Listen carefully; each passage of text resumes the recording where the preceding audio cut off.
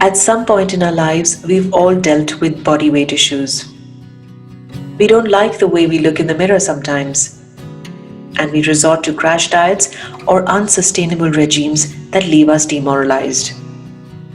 The struggle is real. My next story on Different Strokes is about a guy who proudly calls himself a mama's boy, and why not? His mother was his lone inspiration that led to his extreme body transformation.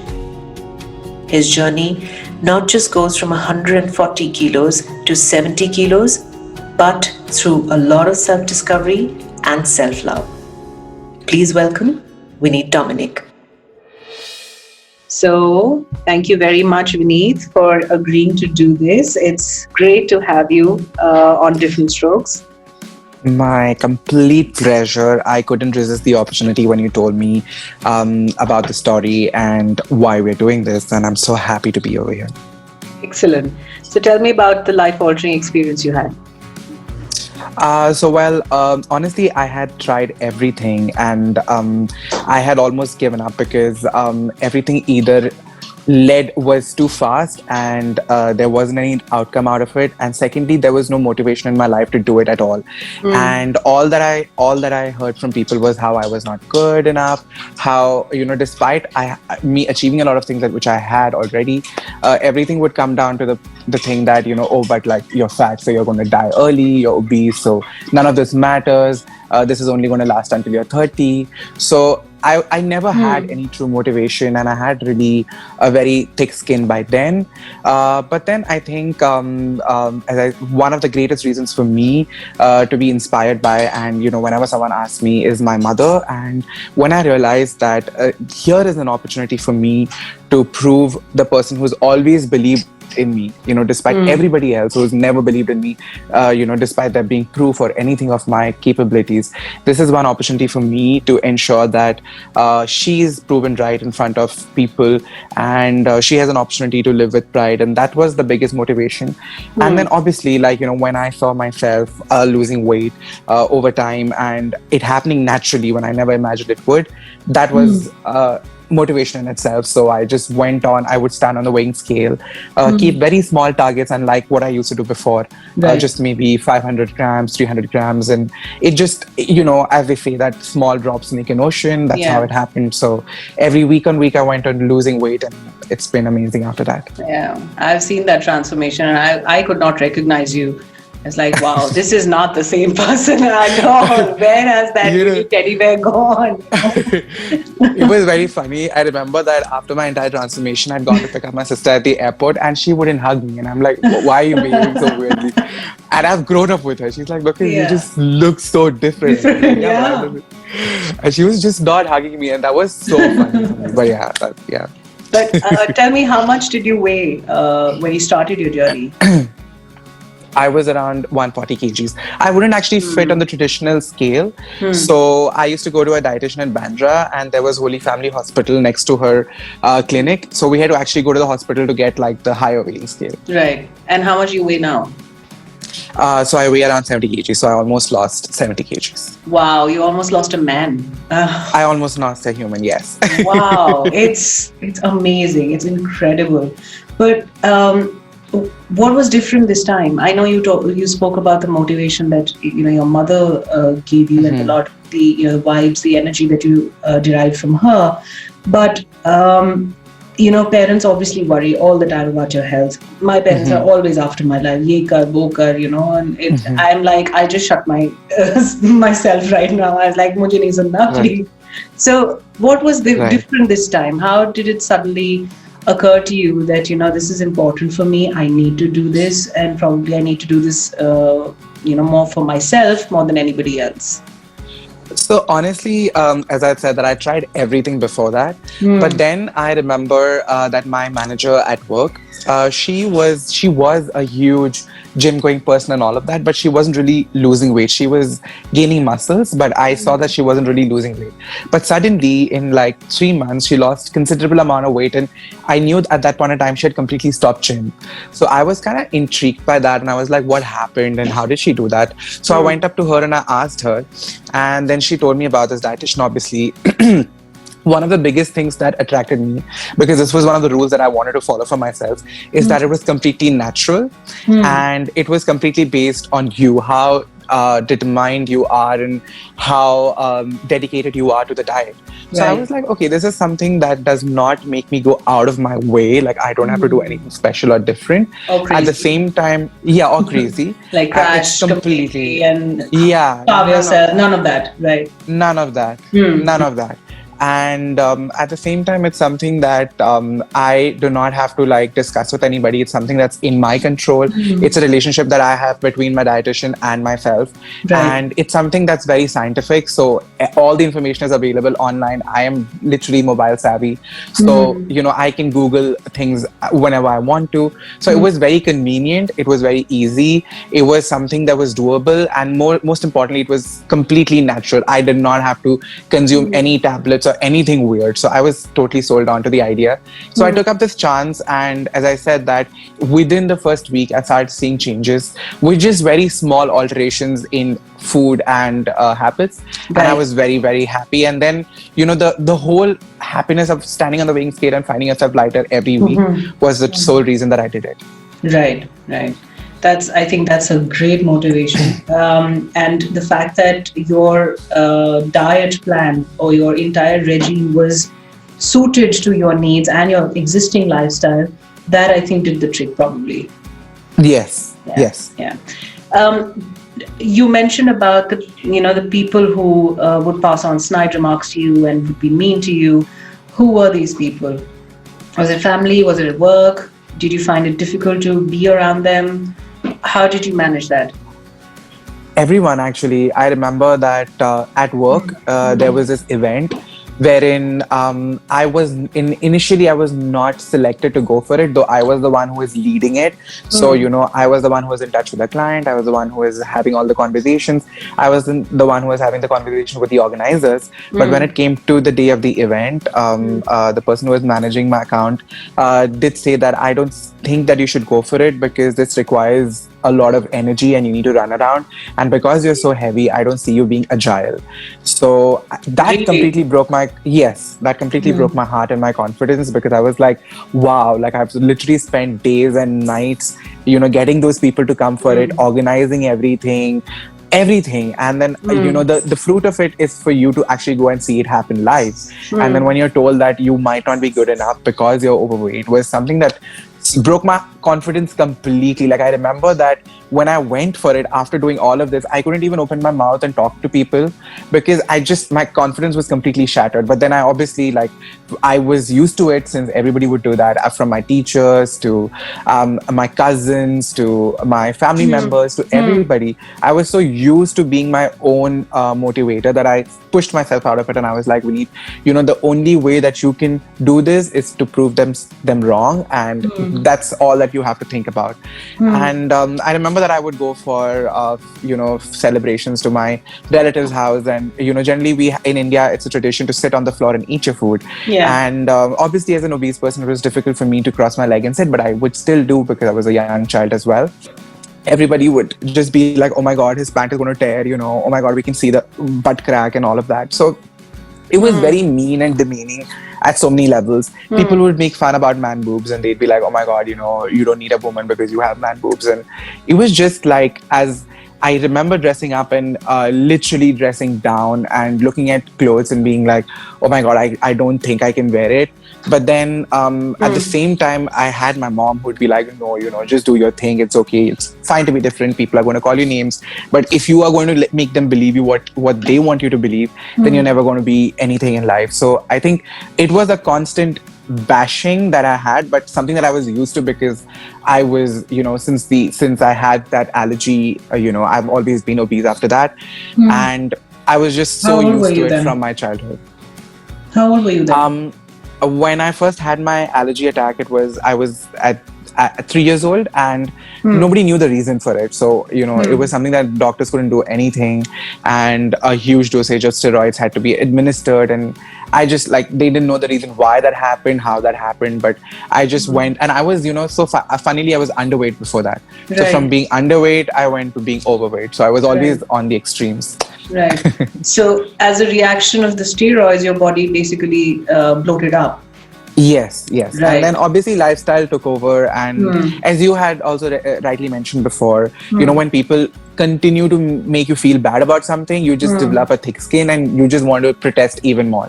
So that also happened in my case, where I was like, okay, fine, if you're going to make fun of me being fat, then I'm just going to be fat and live my life the way I want to be. So that was something that happened to me as well, wherein I was just like, it was not about self-acceptance, it was more like, I'm going to be the way that I am. It was more stubbornness, and it was just that I want to prove them wrong by like being the way that I am. So you basically turned a rebel, and look how it turned out. I know. Yeah. So, did you also face bullying in school? A lot. Like I remember, kids were, and I would say that now, and a lot of places where I go and speak publicly, even now, I do suggest that it is so important to talk to your kids and ask them how they make their classmates or their batchmates feel, because I remember people feeling my body up without my permission, them like pressing my chest because they've kind of like found it funny, because I obviously had larger chest area than others because I was obese, and those kind of things would be so sad. And people would only never call me by my name, they'd only call me Genda, Mota, all of these things, Kalya, and all of, so it just like makes you feel so bad. And especially when you have such a big group of kids doing that, and for sometimes they would do it in front of teachers, and I would be so surprised that the teachers would not say anything, because for them also it was kind of like normal behavior. This happens in school while you're growing up, and I don't think so. I think that you should catch it there and there and be like, no, you're not supposed to make someone feel like that. Absolutely. So did at any point did you raise this issue to the principal or to your parents? Did anybody intervene? I did raise it a lot of times to my teachers. As I did not raise it with my parents so much, because honestly, I always felt that they had to go through their own struggles. So though I used to go through everything in school or at work, I would never give them the entire picture unless they'd obviously detect it from my mood. But otherwise, I wouldn't really vocally say anything to them. But in school, definitely, yes, I did mention it a lot to my teachers. A lot of times I was advised to mind the way that I dressed or walked, or watch my weight, rather than going ahead and telling them. So I didn't get any kind of support, and after a point in time I just gave up, because I was like, I know that I am going to be the one who's going to be shushed. So it's better that I just don't talk about it and develop a thick skin. And did you also feel that because of the way you looked and the way you were being bullied so much, you were also missing out on opportunities and parts, even in school, for example, in theater, or there's a play, there's an annual function, for example, you wouldn't be considered for the main part, because this is only what I'm assuming. So did that happen to you? Initially, yes, but like my mom was the biggest supporter over here, and so was I. I was ready to make my mark in any way possible. So I would participate in all kinds of pageants. I would do everything that I knew that I could do as a child that anybody else could do. So I would definitely fight my way through. But initially, there would obviously be that bias whenever there is an annual function or something where good-looking people stand in the first row. I mean, supposedly good-looking people, and the others would be made to stand behind. So that definitely happened. But I always ensure that whenever I am performing, I'm the star, and because of which it did lead to a lot of outcome out of that, which was positive for me. That I think is amazing, and it speaks volumes about your confidence and a lot of resilience, I think, because it's not easy to go through so much of mental trauma, And speaking of mental trauma, how did you handle that? I'm sure it must have caused you a lot of anxiety, right? It's throughout your school, college, then at work. It was a really long haul. It did, honestly, and to a point wherein I remember when people would ask me about love, I would just be like, I don't want to fall in love because, and it was so funny that for me, because of all that had happened, and I didn't know that it's affecting me subconsciously so much, that I had just given up on the idea of love. Like for me, love was all about loving my parents, loving my sister, loving my friends. But any kind of romantic love is something that I never considered myself even worth, and I didn't want that. So I always substituted that part of my life with this, and I didn't realize it that I was doing this consciously until much later, when obviously the whole reaction of people changed after I lost weight, and I was just like, I have given up 25 years of my life not wanting it's not even like I tried, it's just that I didn't want it. So I did in fact go through a lot of in my mind, what I did was I just shut out everything that I thought I couldn't achieve and I couldn't get, and all those negative emotions that affected me, though it did affect me and it did make me feel really bad. I would just divert that into maybe studying or extracurriculars or something of that sort, and not let it surface. I think that was one of the reasons why I was also increasing weight year on year, is because all those emotions were inside me. I wouldn't share it with anybody. Obviously, therapy at that point in time wasn't something that was considered to be good, because people would think that if you're going for therapy, that means you're mentally unstable, which means that you're mad. So there was a huge stigma around it. So, and there was even the school counselors were not trained to talk about body issues and stuff like that. I think we are way more open and in touch with our body today, but back then it wasn't like that, and I had no help whatsoever. So all that I did was bottle it up, showcase this happy face all the time. I remember at a point in time, it was so difficult for me to even cry, because I was just dead in terms of emotions from inside. So I would cry when I see movies and shows, but in real life situations, however bad it was, I just couldn't cry because I had no emotions left in me. And I didn't realize that the effect of me bottling it up was so strong until now, when I am in touch with my emotions and I can cry in real life situations, So now I know what I was missing out on and what I was keeping myself away. But back then it was so normal for me because I just had grown up being like that. Right. So with all that weight that you shed, have you managed to shed all these inhibitions as well? These boxed up emotions? Or are you still carrying the weight somewhere? I think it's still WIP. Yeah. Okay. Yeah. I think it's still WIP because it hasn't been that long, especially and also it's something that I struggle with day in and day out. Like I still do not have the confidence to wear whatever I want to wear, because I still am very scarred with what happened to me as a child. So I think that's still there, though I do push myself and I'm like, hey, you don't have to be that way. The whole reason why you went through this entire journey was because you could get over all of that. So there are times when I break through it as well and I break free, but there are also times when I give into it and like my demons come out. And how do people approach you now? I'm sure there's a lot of difference in the way they react to you or when they get to hear your story. What is it like now? Is it remarkably different? Oh, it is. I'm so surprised. And that was something, honestly, that was a time when I completely lost faith in society, because I saw there was a time when I completely went underground during my transformation, where people didn't know what was happening. And then I suddenly came out and I obviously had like, a remarkably different face, a remarkably different body.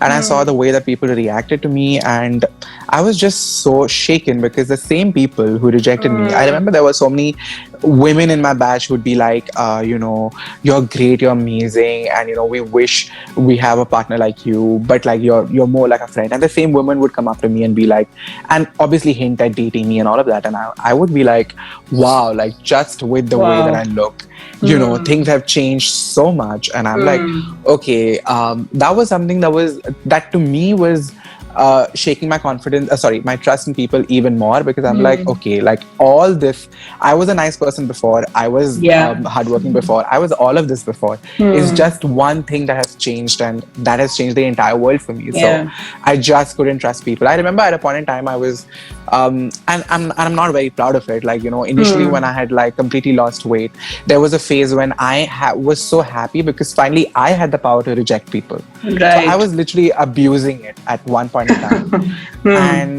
And then I was like, this is what I went through. Why the hell have I become this person? So I kind of talked to myself and got out of that phase. But I remember that I was pushed into that because I was just like, I don't trust anybody. I know that you're just here because of the way that I look now. So I'm just going to use my power of rejection and, do the same that you did to me. But then I'm like, no, I don't want to be that person. Right. So are you ready to wipe the slate clean and maybe start looking at, dating again or seeing other women or partners, etc.?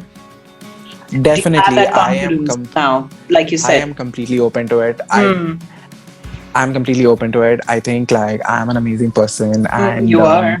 I can vouch for it. Thank you. And then I think I have so much love to give that it would be great to share out with a partner. So yeah definitely. And that's something that is so important for me. And I'm teaching myself to be the way that I see my mom, be with her partner. So I'm just like, I want to be that way with my partner. I want to be as in love, and I want to give as much love. And I know that I have that capacity because I see that in other relationships and in other facets of my life. So I'm definitely changing a lot of things about me. And as I said, that there are times when I slip back and my demons do come out, but I also kind of have my own mental whip where I'm like, hey, listen, you have to like snap out of this. Right. No, I really wish that happens one day and you find an amazing partner for yourself who loves you inside out and not just, for the way you look now. Tell me something. I know that it must have, been quite a journey from your childhood to now to your transformation and the way people react to you, they take you differently. But in this entire phase, I'm sure it's not easy to go through this kind of extreme transformation. It takes a lot of mental grit to do that as well. Did you ever feel like giving up? Completely. I remember that once I lost the weight completely. And then I didn't go to the gym, honestly, because I was very ashamed of looking at myself in the mirror. And so I just did cardio at home. And I wouldn't recommend that, honestly, for anybody, because it just makes you have more of a loose skin. So you need a balance between your weight training and cardio, especially when you're trying to lose weight. Right. So I had so much of loose skin and also maybe like a little bit more weight to lose. I was just like, oh my god, I can't do it naturally anymore. Let me just go through the easy method, because honestly, being so resilient and determined is so difficult over a period of time, and it does come with a certain amount of sacrifice. So I was like, I'm just done with it. I know people who go through the easy route, who kind of go for a liposuction or a tummy tuck and stuff like that, and let me just do that. I'm tired of being this role model or whatever to people. But honestly, at that point in time, I would just go through my inbox messages, especially after the Humans of Bombay story. There was so many where people would just be like, we thought that nothing of this sort could happen naturally, but your determination has helped us be determined. And that is where I am like, no, there are so many people who with the little that I've done has given them so much confidence that now I cannot lose track of what I'm doing. यार मुझसे 5 kilo कम नहीं होते यहाँ पे. It's just crazy. I'm just sitting at home and just bloating like a balloon. Well, that's happened to me also during lockdown, but I'm happy because I'm now going through my phase 2 of fitness. So it's just like body goal again. Phase 1 ही नहीं शुरू हो रहा. Anyway, Acha, so I know you touched upon unconscious bias, and how people viewed you differently when you were obese and when you underwent an extreme transformation. The same people accepted you and wanted to be with you and wanted to be your friends or partner, etc.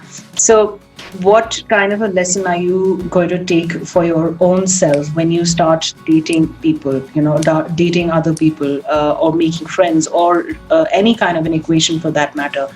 Are you going to consciously keep in mind that this is not what I should be doing, because I've gone through the same thing and I know what it feels like to be rejected?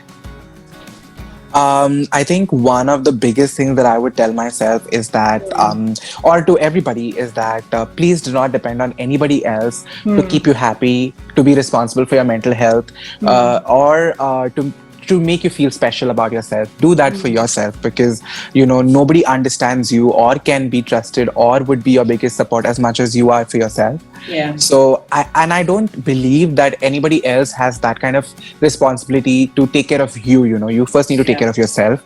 So love yourself for sure. Be your biggest cheerleader. Ensure that you are the one who is motivating, and do not wait for anybody else to stand there and clap for you. Clap for yourself, appreciate yourself, and once you're in love with yourself, you definitely can love anybody else. So I think that's going to be my biggest, and that's what I do now as well, is my biggest thing when I'm going to make friends, or even when I have a partner in the future, or when I'm dating people. That's going to be my advice to myself.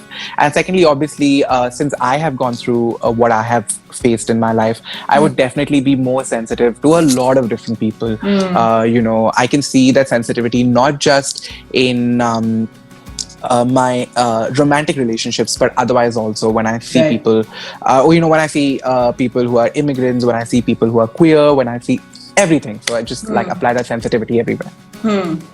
Well, that's a round of applause to you. I think with a lot of shedding of weight, you've gained a lot of wisdom, man. No, seriously. So talking about work culture, we were talking about work culture, right? What do you think should change, especially, there's a lot of conversation that's happening, especially in India, about inclusivity, diversity, right? And I know it's driven from the West, and it's a good thing that finally corporates in India as well are trying to realize that, okay, diversity and inclusion is an important part of the culture fabric, and it also opens the doors to a lot of diverse talent pool as well. So what is it like there in the West? Now that you're in Canada, you worked here as well, you worked there as well. So what is the difference, and what do we, Indian organizations specifically need to do to make the organizations more inclusive? I think one thing that people, which I really appreciate about the work culture and in general the culture of the people over here, is that they are very, it's not even about being inclusive, it's so normal for them. Like, I mean, I think that people over here don't realize, because for me it's like a privilege, don't realize the amount of normalcy that comes with it. They're not bothered about the way that they look, they're not bothered about their size, they are not bothered about, anything about their sexual orientation or anything. It's just like, it's not even a discussion. Like people, for example, for a queer person, coming out wouldn't even be a thing, because it's just it's as normal as being straight, so it's just like that entire normalcy. But for me it's like, oh my god, like this can be normal. I mean, being a certain size can be normal, being the way that you look can be normal, because everybody, when you're having a discussion over a meeting table, or when you're having a discussion in the conference room, you find people from different backgrounds, who look differently, who have different issues, who have like